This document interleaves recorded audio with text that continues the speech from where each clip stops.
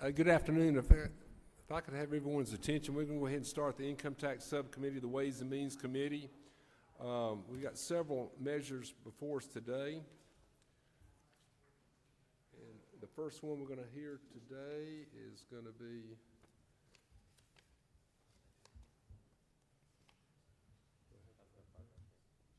all right. Where's the first thing here? No, we're going to hear House Bill 1070, Chairman Hagan.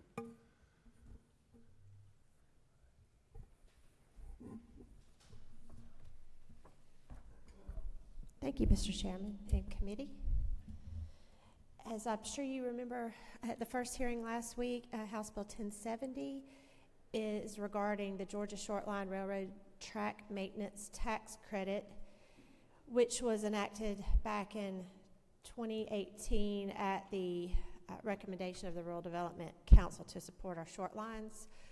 This bill extends the dates 5 years, and it would increase the credit cap per track mile from $3,500 to $5,000, and that is what the bill does.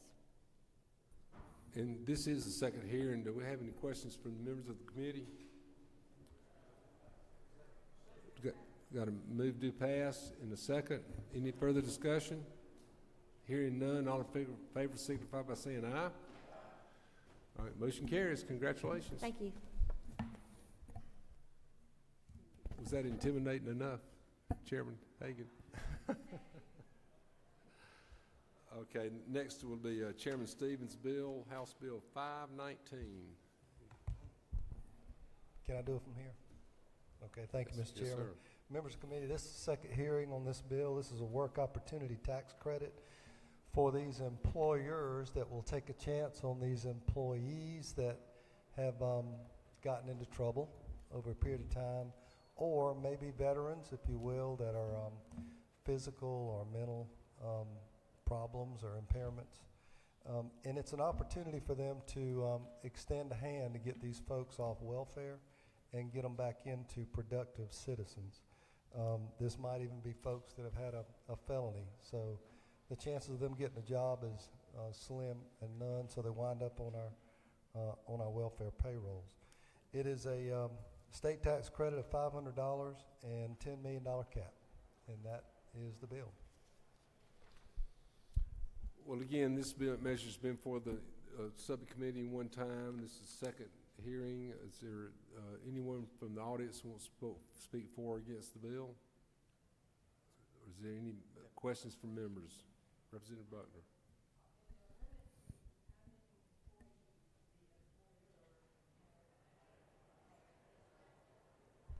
No, the limit is the $500 cap per employee.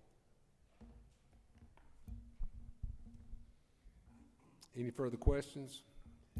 Hearing none, what's the will of the committee? Got a motion, second by Representative Prince. All in favor, signify by saying aye. Opposed, same sign. Carries unanimously.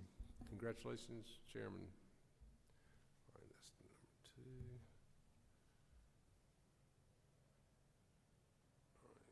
All right. Chairman Hilton, House Bill 376. This will be the first hearing of this measure. Yeah. Thank you, Mr. Chairman, members of the committee. I bring to you House Bill 376. This bill increases the cap. LC number. Give me the LC number on that one since this is the first hearing. Yes, sir. LC 501202S. Thank you. This historic tax credit rehabilitation, we've seen it in a lot of our communities. Helps with redevelopment of some historic properties and revitalizes a lot of downtown areas. This program has been highly successful. The cap has already been met on a program that is set to expire in 2029, hence the need to come back and raise the cap. I know I've been working, Mr. Chairman, with you and members of the committee to make some additional changes, and we'll probably have those in the following meeting, but I've got some folks here to speak to the bill if that's okay. Hearing, do we have any questions from members of the committee? Well, now, if not, okay. Mr. Chairman, the beauty of this bill is that all of the expense and all the liability is on the person doing the development, not on the state. So when the state provides that tax, it's after it's all been spent, and there's been, I think it used to be almost $4 to 1 ratio for the state of Georgia. So it's a really good program. That's helped renovate a lot of structures across the state. I understand we have two speakers for the bill. Ben Sutton, if you can come forward, please. Just for the record in the microphone, if you just share with us who you are and who you represent. Good afternoon. My name is Ben Sutton. I'm the Senior Director of Preservation for the Georgia Trust. We are the statewide nonprofit supporting historic preservation. This is a critical tool for communities around the state. We really appreciate this committee taking it under consideration because it's vital to the work that we do. Thank you. Thank you. Do we have any members have a question for the gentleman? Do I have Representative Prince? Thank you, Mr. Chairman, but not so much, I guess, for the gentleman. Maybe can I just ask it right quick? Well, let me recognize, if you don't have it for the gentleman, it's not for the gentleman, I'm sorry. Hold on, I'll recognize in just 1 minute. Mr. Sutton, can you just educate the committee about how many years this historic renovation tax credit program has been in the state of Georgia? The state of Georgia has had a state credit since 2002. And do you have any, and I have not asked for this, so my forgiveness for not, please forgive me for not asking up front, but do you know how many structures and/or how much money has gone into historic renovation efforts over that 24 years now? I don't have numbers for the total. I can tell you in the last 5 years, this incentive has spurred over $800 million of private investment across the state. Well, that's the kind of number I was looking for. So is it not true that it's been very impactful for the communities across Georgia? It has had a tremendous impact and is a catalyst for redevelopment in every state, in every corner of the state. Well, thank you for coming and sharing those thoughts with the committee today. Next, I want to recognize Representative Anissa Jones.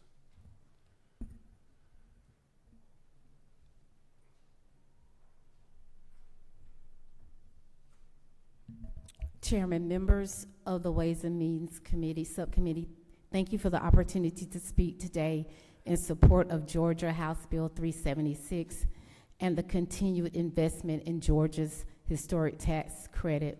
Again, my name is Representative Anissa Jones of House District 143, and I stand before you not only as a legislator, but as a direct recipient of this program through the revitalization of the 419 Cherry Street project in Macon, Georgia. Historic credits are not simply incentives. They are catalysts for economic development, small business growth, and community pride. In cities like Macon, where history lives in every brick and storefront, these credits make the difference between vacancy and vitality. The restoration, of 419 Cherry Street has brought new energy to our downtown corridor. It created jobs. It attracted visitors. It supports surrounding businesses, and it preserved a piece of Georgia's architectural heritage for the next generation. For many families like mine, legacy is not just about what we leave behind financially, but what we build that endures. Revitalizing historic projects and properties strengthens neighborhoods, encourages entrepreneurship, and creates space where families can gather, work, dream, and have an impact on their community. Georgia House Bill 376 ensures that projects like mine and countless others across our great state remain viable investments that honor our past while driving future growth. The return on investment is visible. Increased property values, expanded tax bases, and renewed confidence in areas that once felt overlooked. These are not theoretical benefits. They are measurable outcomes that I have witnessed firsthand in Macon, Georgia. I respectfully urge this committee to continue supporting policies that recognize preservation as progress. By strengthening the historic tax credit, you empower local leaders, small business owners, and families to transform aging structures into engines of economic development and community legacy. Thank you for your leadership and your commitment to building a stronger Georgia, one historic cornerstone at a time. Thank you, Representative. Well said. Thank you for your investment and enthusiasm for the communities of Georgia. Is anyone else from the audience like to make any comments on this particular measure? Again, this was first hearing only, so thank you. I'm sorry, Chairman Newton. Thank you, Mr. Chairman. And Representative, I wanted to just echo what you said about the revitalization. I grew up in Macon, used to work down there a long time ago, but also was privileged to go back, I think, on the 300 block, just about a block away, to a wedding reception this December. And the transformation there has been incredible, keeping the historic facades but updating the insides. You know where the Rookery is a great place. I just wanted to echo that this is making a difference in towns all across Georgia. Certainly I've seen it in my own Augusta area. I want to thank the sponsor for the bill. Thank you, Chairman Newton. Chairman Prince. Thank you, Chairman. And I support this 100%. I mean, it's done a lot of things, as you mentioned, in Macon, but also in the Augusta area. And just with how much participation we've had in here, I was just talking to the author here about line 29, maybe raising that rate back to, instead of 25, going back up to, instead of 20, going back to 25. And really because of the cost of actually doing this type of renovation, with the labor costs as well as the products that we need to, or as wood and everything else going up, we want to keep this thing going. And so hopefully you can look at that prior to the next reading and something to consider. Thank you. Thank you, Chairman Prince. Again, this is first hearing only, so if anybody has any further questions they think of later, if you just get with the author of the bill and make us aware of your concerns or suggestions, let us know. So next we have House Bill 1159 from Floor Leader Gamble.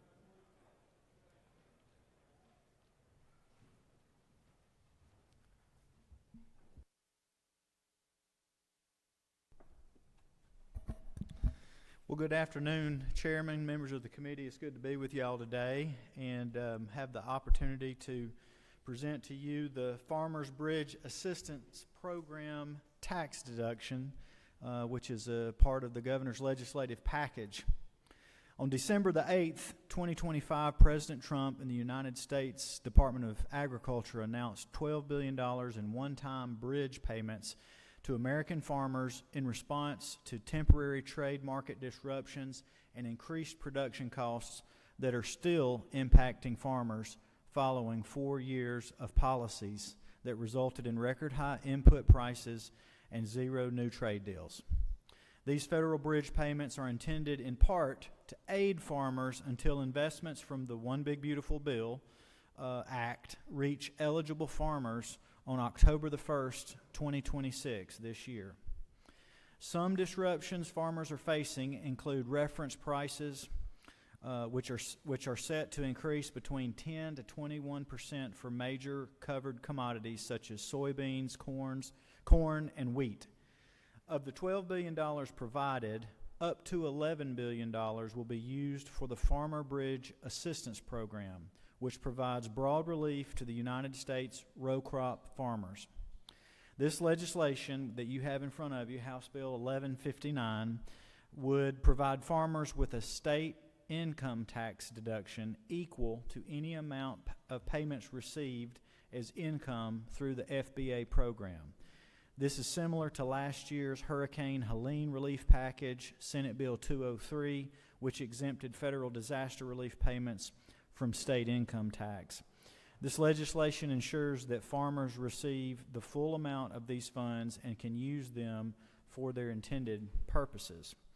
You know, and I know there's probably some questions in here about the federal part of the bigger bill that is affecting this. And I can't comment on federal trade policy, but what I can tell you is that our governor is committed to lowering taxes for Georgians. And in this instance, it is the Georgians that make sure we have food on our table every night. So I have Calvin Sorby with me, who is the governor's policy advisor in this space, and I'm happy to answer any questions that you might have, but that in a nutshell is what we're trying to do here with this legislation. Well, thank you, Floor Leader Gamble. Appreciate the Governor's office's efforts on this measure. Do we have any questions from members of the committee? Hearing that's first hearing, but a good measure. Look forward to hearing it again. Thank you. Thank you. That's it. I believe that was our last measure before the Income Tax Subcommittee, so the Income Tax Subcommittee stands adjourned.